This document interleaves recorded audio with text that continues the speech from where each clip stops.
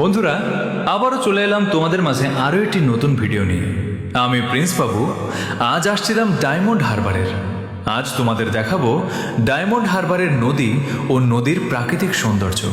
তো চলো বন্ধুরা, শুরু করা যাক। ওই দেখো বন্ধুরা, চোখের সামনে যতদূর তাকাবে শুধু জল আর জল।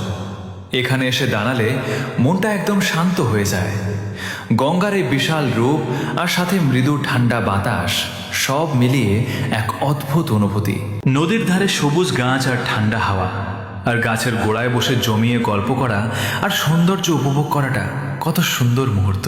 তোমরা যারা কলকাতার ভিড়ভাট্টা থেকে একটু দূরে শান্তিতে বিকেল কাটাতে চাও, তাদের জন্য এই জায়গাটা একদম পারফেক্ট। নদীর বুকে ছোট ছোট নৌকা আর দূরে মালবাহী জাহাজের যাতায়াত দেখতে জাস্ট অসাধারণ লাগে। আর এখানকার সূর্যাস্তের দৃশ্য, সে তো এক কথায় জাদুকরী। যারা এখনো এখানে আসোনি, একবার অবশ্যই ঘুরে যাও। আজকের এই মিনি ব্লগটা তোমাদের কেমন লাগলো কমেন্ট করে জানিও। ভালো লাগলে লাইক আর শেয়ার করতে ভুলো না কিন্তু। দেখা হচ্ছে পরের ভিডিওতে। টাটা।